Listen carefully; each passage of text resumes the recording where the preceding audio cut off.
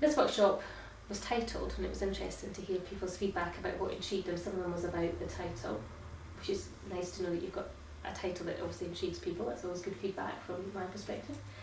Was actually, what does maximising your future potential mean to you? For each one of you, success is going to be something different, and there is no right or wrong. It's what it means for you personally. Only because of the time frames that we have today, I've given you some examples of what could be incorporated within a wheel of success, but actually if these don't sit right for you, then score them out and put in what are your wheel of success. But what I didn't want you was spending the time trying to think of 8 different things that could be within your wheel of success. So I want you first of all just individually to think about actually what is your wheel of success, what is important to you in order to maximise your future potential, or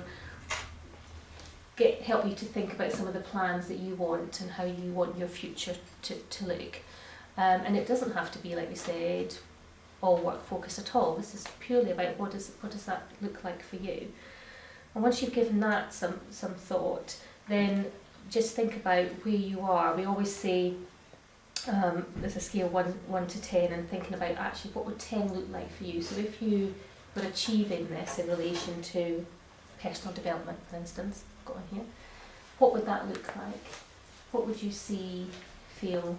What would other people perhaps notice? We all know the things that we should be doing, but then actually how often do we do it? And I think that came out at the start of today's workshop. How many of us do actually set ourselves a goal or goals that we should be working towards?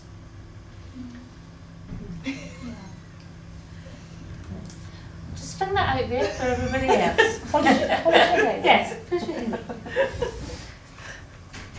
But the other part of it is also the bit that I think came out as well from today's discussions about also not being hard on yourself and just letting it go, because sometimes intuitively the timing will play a part and it will feel right.